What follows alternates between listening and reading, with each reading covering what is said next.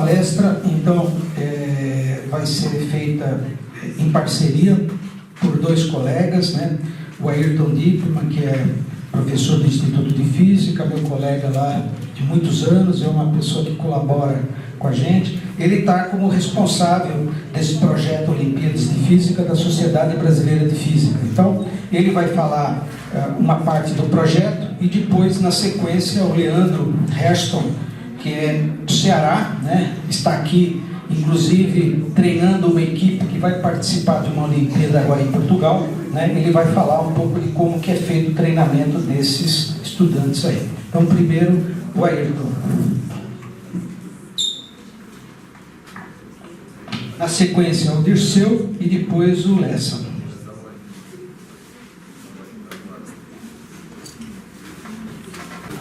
Gostaria de agradecer ao Hélio pelo convite de estar aqui participando desse evento e poder falar desse trabalho que a gente desenvolve junto à Sociedade Brasileira de Física, que é a promoção das Olimpíadas de Física, tanto as nacionais quanto as internacionais. Eu vou falar para vocês um pouquinho sobre o que são essas Olimpíadas e como elas funcionam e como o Brasil participa dessas Olimpíadas internacionais, quais são elas e como é o desempenho do Brasil. Então, essa é a equipe atual do Comitê Gestor das Olimpíadas Internacionais, da SBF. O professor Machida, que é o coordenador, depois vários outros que formam essa equipe. E o nosso papel é múltiplo aí, né? Nós temos que organizar as Olimpíadas Nacionais, a Olimpíada Brasileira de Física e a Olimpíada Brasileira de Física das Escolas Públicas, que é um evento muito grande, que atinge vários municípios de todo o país, envolvendo cerca de 400 mil estudantes para fazer as provas, que atualmente são em 3 fases. Tanto a Olimpíada Brasileira de Escolas Públicas, quanto a OBF, que é a mais geral, envolvendo todas as escolas. Isso para o ensino médio, né? São estudantes de ensino médio que vão fazer primeiro, segundo e terceiro ano do ensino médio. A partir dessas Olimpíadas Nacionais, nós temos uma seleção dos 60 ou 80 melhores estudantes dessas Olimpíadas, que depois passam por um novo processo seletivo e a gente vai formar então os times que vão prosseguir e participar das Olimpíadas Internacionais. Quais são as Olimpíadas Internacionais? Tem a Olimpíada Internacional de Física e a Olimpíada Ibero-Americana de Física, e agora tem uma nova Olimpíada que o Brasil tem participado, que é a Olimpíada Europeia de Física. Apesar de ser europeia, eles convidam o Brasil para participar e a gente participa já. Esse foi o segundo ano que nós participamos. São 2 anos de história dessa Olimpíada. E, qual é a diferença entre elas? Na Olimpíada Ibero-Americana são países da América Latina mais Portugal e Espanha. Na europeia são principalmente os países europeus, além de 2 ou 3 convidados de fora da Europa, o Brasil é um deles. E na internacional, conta atualmente com 85 países que participam, né? O número varia um pouco de ano a ano, mas nos últimos anos tem sido de entre 80 e 90 países participando, países de todo o mundo, alguns da América Latina, todos os países da América do Norte, da Europa e da Ásia, da Oceania. São vários países participando e competindo em provas de um nível extremamente elevado. Então, são estudantes do ensino médio. Pode manter na segunda? Pode. Não, pode voltar para o início. Essas aqui são as medalhas que eles ganham no final. Alguns alunos ganham, né? Pode deixar aí. E nessas Olimpíadas, então, são várias provas teóricas e experimentais que os alunos têm que participar. Nós participamos com 5 alunos, que é o número máximo de estudantes que podem participar nessas Olimpíadas. E o Brasil começou a participar no ano 2000. As Olimpíadas surgiram no final da década de 80 por iniciativa de 3 professores poloneses, isso lá no final da década de 80, antes da queda do muro, então era ainda um país do bloco comunista, que depois começou a se espalhar entre outros países do bloco comunista e depois, com o fim desse bloco, se expandiu rapidamente e agora envolve um número enorme de países. Bom, o que a gente poderia esperar do desempenho de 5 estudantes brasileiros, né, conhecendo o nível do nosso ensino, principalmente de física, no meio de estudantes que vêm de países como China, Coreia, Japão, Estados Unidos, Rússia, Alemanha, Finlândia, etc. A ideia é que o nível seria extremamente baixo. Mas a realidade mostra que não é bem assim, né? Essa é uma história de sucesso. Sucesso dos estudantes, certamente.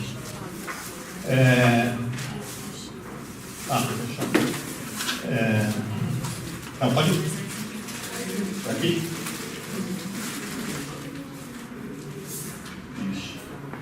Então, aqui tem os resultados das Olimpíadas Internacionais. Eu estou colocando aqui apenas a Olimpíada Internacional, não estou colocando a Ibero-Americana, que o Brasil começou a participar mais ou menos na mesma época, também em 2000. Mas o Brasil é um destaque na Olimpíada Ibero-Americana. Mas aqui é mais interessante, porque não só porque a competição é muito mais difícil, mas mostra a evolução dos resultados brasileiros. A premiação se dá em 3 níveis diferentes: ouro, medalha de ouro, prata e bronze, e menção honrosa. Como que funciona isso? Os 8% melhores, os top 8%, né, os alunos que estão na melhor faixa recebem ouro. Prata e ouro somados corresponde a 16%.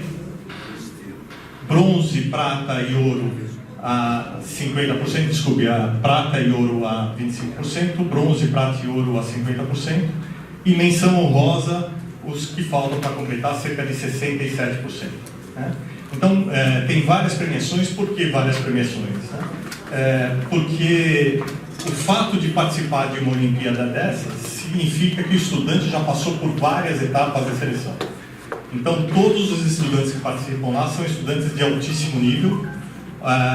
O programa que cai nessas provas é de um nível extremamente elevado, vai muito além do nosso programa de ensino médio, e é equivalente, e essa é uma coisa que eu noto principalmente lá no Instituto de Física da USP, onde eu trabalho, porque a gente já passou a receber estudantes que ganham medalhas nessas Olimpíadas Internacionais, e eles estão no mesmo nível de um aluno do 3º ou 4º ano da faculdade, do curso de Física. Então, eles podem facilmente pular os 2 primeiros anos de ensino básico, porque, tecnicamente, eles já estão no mesmo nível.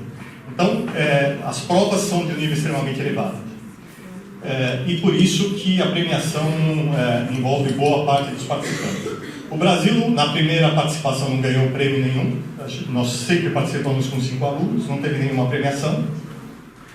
Depois começou a receber menção honrosa e, eventualmente, alguma medalha de bronze, mas a gente vê que, com o passar do tempo, teve uma evolução e as medalhas de ouro, que eram raras, agora passaram a ser frequentes.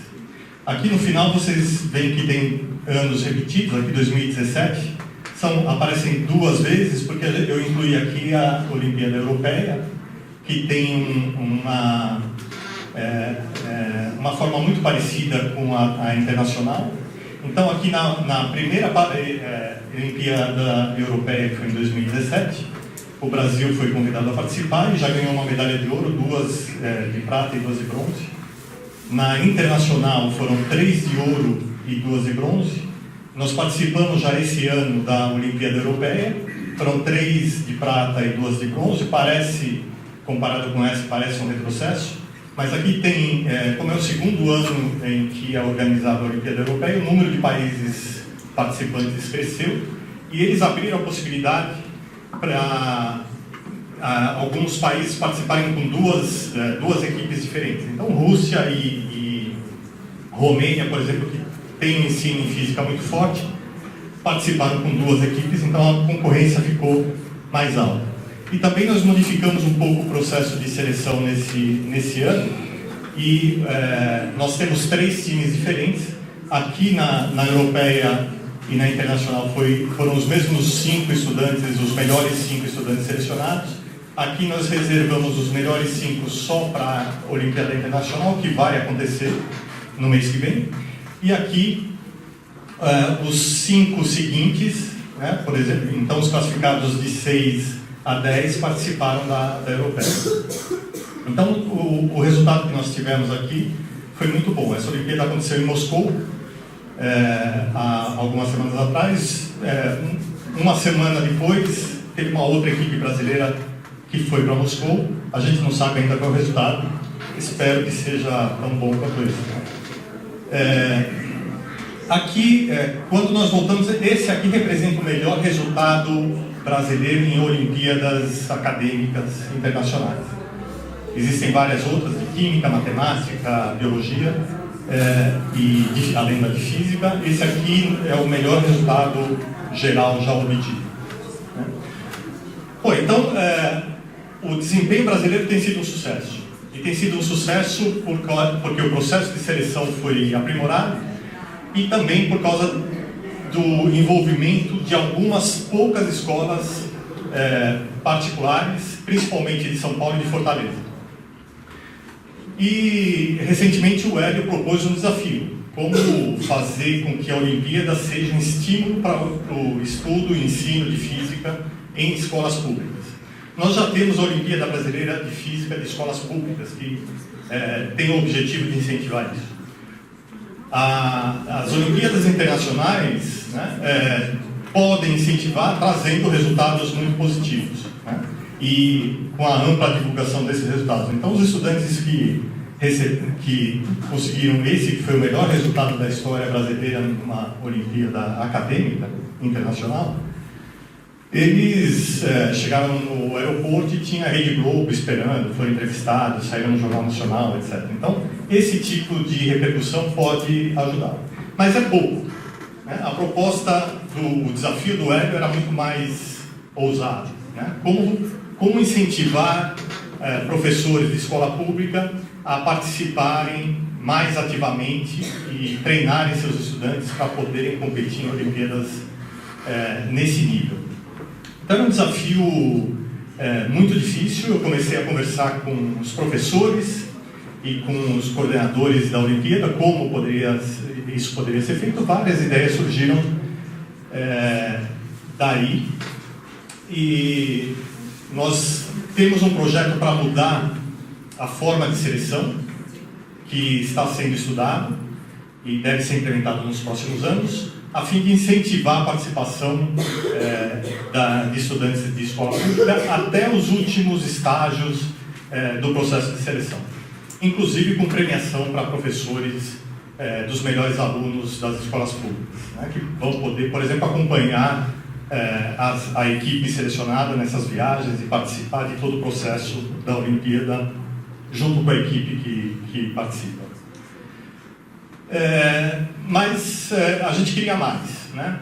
Como envolver os professores, que são muito bons, professores dessas escolas que são capazes de pegar os nossos alunos do ensino médio e colocá-los no mesmo nível dos melhores alunos dos melhores países em física no mundo, né?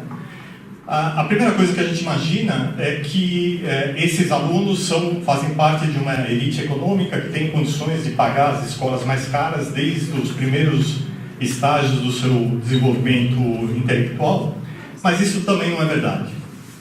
As escolas que colocam os alunos nas Olimpíadas, os professores são treinados e capacitados para encontrar e identificar os estudantes mais talentosos.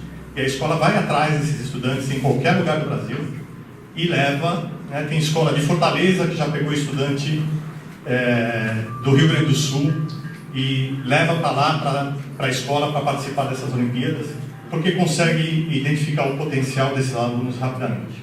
Tem uma história muito bonita de um estudante de Natal, no Rio Grande do Norte, filho de uma catadora de lixo, divorciada, era mãe e 3 filhos que ela tinha que criar. Esse aluno se destacou numa Olimpíada da escola pública e foi identificado por uma das escolas de Fortaleza, recebeu uma bolsa integral, com auxílio, moradia, alimentação, etc. Participou de uma Olimpíada Internacional, ganhou uma medalha e hoje ele estuda na British Columbia University, no Canadá. Porque as universidades, as melhores universidades do mundo também ficam de olho nos resultados dessas Olimpíadas e vão atrás, oferecendo bolsa para os melhores alunos. Então, receber uma medalha de ouro nessas Olimpíadas não significa só trazer a medalha para casa e pousar para uma foto. Isso abre porta para os alunos. Então, nós fomos atrás desses professores e saber como é feito esse treinamento e como isso poderia ser replicado em escolas públicas. E eu fiquei muito feliz quando conversei com o Leandro, porque ele já tinha desenvolvido um estudo muito amplo sobre isso, e ninguém melhor do que ele para falar sobre isso, então eu passo a palavra para ele. Olá.